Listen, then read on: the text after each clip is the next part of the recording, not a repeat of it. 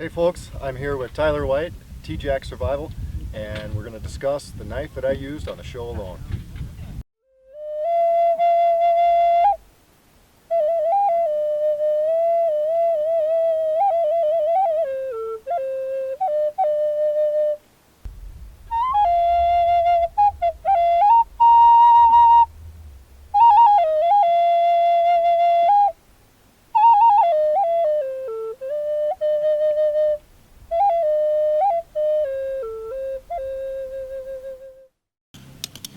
Alright guys, so we're here at Rabbitstick, and I bumped into Larry and I wanted to talk to him a little bit about knives because people are constantly asking, what do you use, what's the ultimate knife, and I personally don't know that there's a perfect ultimate knife, but we're going to get his description of what he used, why he chose it, and all that good stuff.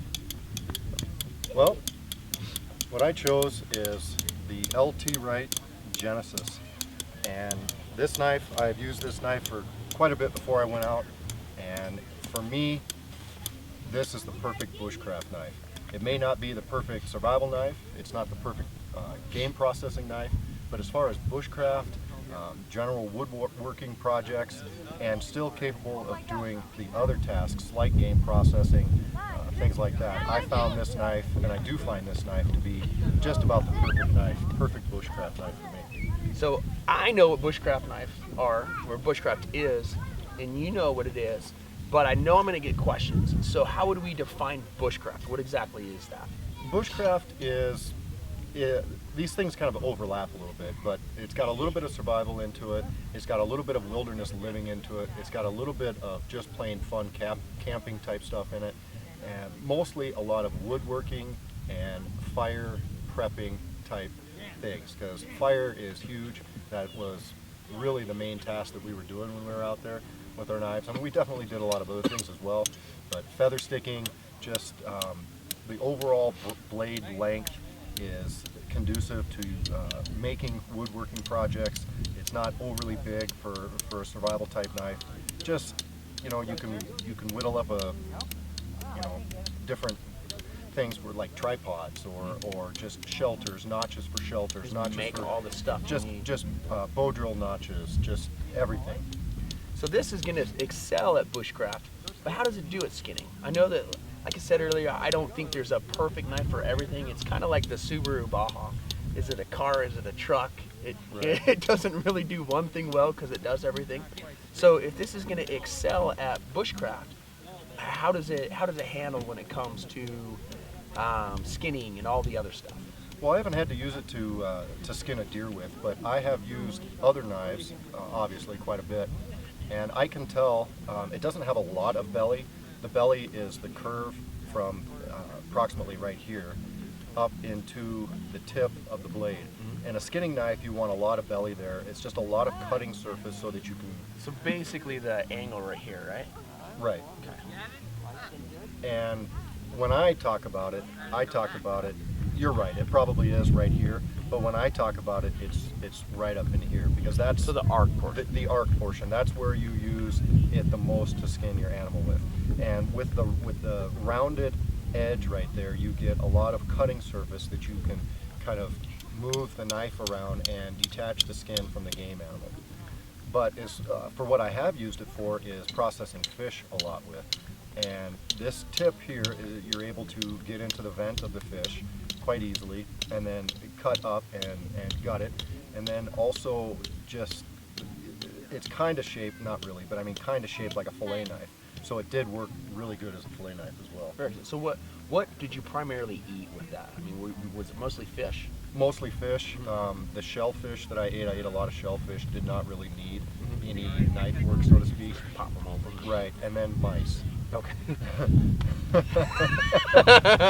The mice. Your nemesis. Yeah, my nemesis. I didn't really have to do a ton with the mice. What I did is I took the mouse and I made a little notch in the back of the fur, and then you can just pull the skin apart, and then, you know, if you need just a little tiny bit to get you started, you can gut the animal that way. Okay. But mostly, so when you're eating mice, I know a lot of people haven't done that. How do you process the mouse? You just pull the skin off and eat it?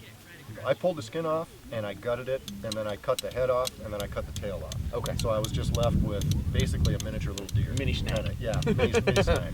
Nice. So a little bit about the fire. You were in an incredibly wet environment.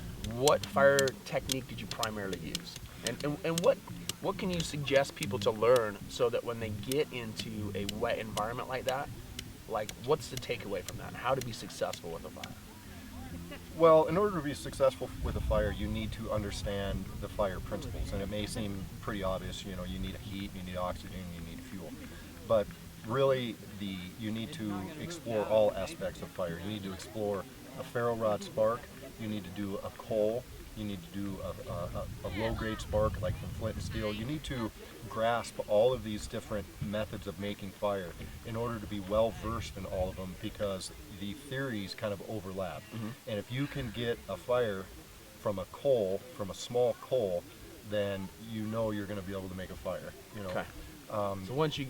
So specifically in that environment, because it's so wet, what did you use primarily to start a fire? Like, what's the process? I did this, then this, then The this. first part was different. When I first got out there, was different than from the end. The very beginning part, I found feather sticking to be quite valuable. Feather sticking is basically you just take a stick of varying diameter, it doesn't really matter, and you're just cutting shavings off of it. But the shavings are quite fine, and they're fine enough to be able to accept a ferro rod spark. Okay. And when you have standing dead wood out there in a wet environment like that, the outer portion is rotting. Yeah, it's just soupy. So I was able to take my fingers and just kind of scrape off that really rotten, really wet stuff, cut a stick out, and then do what we call batoning, which is basically taking your log, it would be up like this, put your knife across and just start hammering it through with another stick and breaking and getting to the center core portion of that piece of standing deadwood, which is going to be the driest part out there. Then you get to the very center of that, and then you can make feather sticks, and then you can use your ferro rod and actually start a fire with just the feathers. Yeah. After that, I found a lot of balsam fir, and I was able. Why balsam fir? Well, balsam fir has a sap that is very flammable, and it's just like a pine tree or a spruce tree. It has sap that's very, very flammable. But the good thing about balsam fir is it has blisters all up and down the trunk. And if you puncture, another good thing with this knife, I can puncture the balsam fir sap, and I can kind of squeeze out the sap and put it onto my tinder bundle. And if you have a saturated, it just goes right out. It's like a one-strike fire. So at the very beginning, I needed to do feather sticks in order to be guaranteed a successful fire. Once I had a successful fire, I was able to gather not the greatest firewood, maybe a little bit more damp, and place them around my fire and dry those sticks out. So it's with convection heating. Absolutely. You get your fire started and you prepare for the future fire by driving You're always preparing for your next fire. The very first thing you do, maybe it has to be a bow drill fire. You should only have to do a bow drill fire once. Once you get that fire going, we all wear cotton. I had a cotton bandana. I was making char cloth out there. I was making charred punk wood. I was drying out other sticks and stuff and storing them everywhere. I had out there the cedar trees, they have a lot of hollows and little hidey holes, I call them. I would process firewood and just stuff them in those hidey holes and keep them dry. So maintenance, how do you, I can tell it's, so to kind of explain, I know I get a lot of questions. It's got a darker color, which is a patina. Patina is basically something that's oxidized with the iron or the ferro in the rod or in the knife, and it causes that discoloration. How do you keep that from continuing? Like, what knife maintenance did you do with this one specifically? Did you do anything with it? Or? If I ended up seeing any little bit of rust on there, I took some beach sand and just scored it and just scraped the rust off. You can't feel any of this patina. Yeah, it's smooth. There's no pitting. It's not been damaged. No, there's no pitting. This discoloration does nothing but help the blade. It helps protect it a little bit more. This is a high carbon steel. It's going to rust.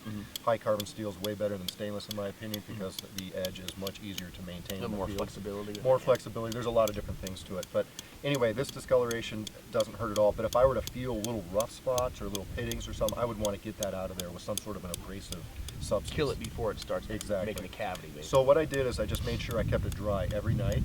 And prior to going out, what I actually did is I soaked and treated my sheath with birch oil. That's a good idea. Right. So I just poured a ton of it. It's absolutely lubricated every time. Exactly. And I poured a bunch of birch oil inside of there as well.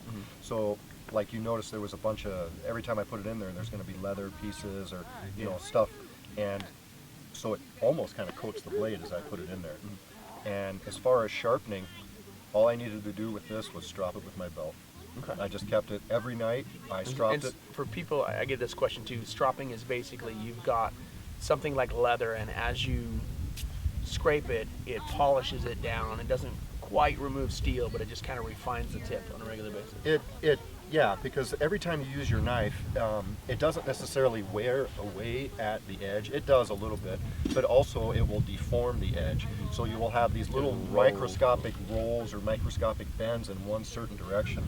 And the rough side of a leather belt will help smooth that. It's kind of similar to a butcher's steel. I'll just do it like this. Okay. So at night, I'd be in my shelter like this, and I'm in a cramped environment. I would just take it and I would just strop it like this. And even if I didn't use my knife for a few days, what will happen in a wet environment like that is, just like how the outer edge here got a little bit of a tiny bit of rust or a tiny bit of patina, the edge will also get that, and you don't want that. So the stropping will actually remove that. If you look at that, you can see the blade edge itself is very shiny. Yeah, it's still polished very well. Right.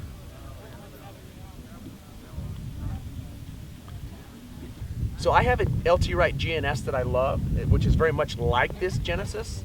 If you guys are interested in that, I'll leave a link for it in the discussion part of the video below.